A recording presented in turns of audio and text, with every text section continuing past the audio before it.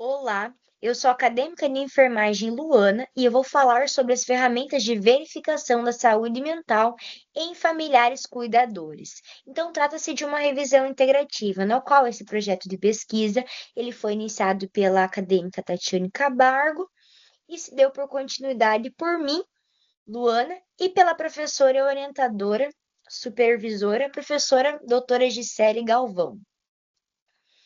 Então, para começar a introduzir o nosso tema, a saúde mental dos familiares que atuam como cuidadores. A partir dessa temática, nota-se a presença de diversos fatores que influenciam para o adoecimento desses familiares cuidadores, que muitas vezes é causado pela sobrecarga de trabalho. Para tanto, existem diversos fatores que podem se destacar, como a imposição de assumir a função de cuidador, a falta de apoio que resulta em um cuidado solitário, como designado apenas para a função de um membro da família. Um familiar é designado como cuidador. Então, esse cuidado solitário feito apenas por um indivíduo. A significativa dependência do familiar que recebe os cuidados das atividades do dia a dia e o desgaste biopsicossocial, né? Que com certeza é o resultado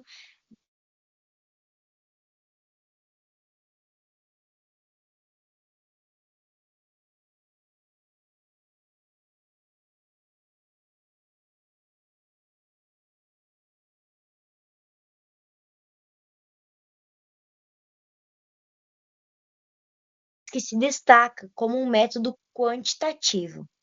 Ela é usada tanto na psicologia como na educação, porque essa ferramenta ela possibilita a mensuração dos processos mentais. E assim ela consegue transformar respostas subjetivas, que são fornecidas, né, pelo próprio indivíduo, em dados subjetivos, assim garantindo maior precisão. São dados mais fidedignos que são apresentados. Então, essa nossa pesquisa ela tem o objetivo geral investigar sobre as ferramentas de verificação da saúde mental em familiares cuidadores e, por objetivo específico, conhecer as publicações brasileiras a respeito de ferramentas de mensuração da saúde mental em familiares cuidadores entre o ano de 2003 e 2023. Como já disse, trata-se de uma revisão integrativa da literatura, a qual permite a inclusão dos estudos experimentais e não experimentais, para sim uma melhor compreensão do tema analisado. Então, combina dados da literatura teórica e empírica, além de incorporar um vasto leque de propósitos, como a definição dos conceitos, a revisão das teorias de evidência, análise do problema metodológico de um tópico particular. Para essa pesquisa foi utilizados os escritores cuidador, familiar, saúde mental e psicometria. Após isso, foi selecionado trabalhos que sejam relevantes ao nosso tema propostos e que sejam entre os anos de 2003 a 2023. E esses artigos eles foram buscados na base de dados da Biblioteca Virtual em Saúde e foram incluídos artigos completos e em português. Para realizar análise dessas informações, essas informações elas foram organizadas em uma tabela com título, autores, anos de publicação, periódico, objetivos, a metodologia e, claro, os principais resultados. E a discussão foi realizada a partir da literatura publicada sobre o tema, né? E essas publicações, elas foram classificadas de acordo com o nível de evidência de cada uma delas. Foi realizada um fluxograma, o critério da pesquisa foi o tema, né? Utilizados os escritores teste, estado mental, família e o cuidado, como já dito, foi filtrado em textos completos em português e publicados entre os anos de 2003 a 2023, e assim resultou na seleção de 46 artigos, do qual após a leitura de título, excluindo as repetições, os resultados que não se encaixavam, né, no objetivo da pesquisa, foi selecionado 11 artigos. Então, dos 46 artigos, foi selecionado 11, no qual foi possível identificar que existem diversas ferramentas para avaliar a saúde mental dos cuidadores. E essas ferramentas, elas empregam diferentes métodos para obter os resultados.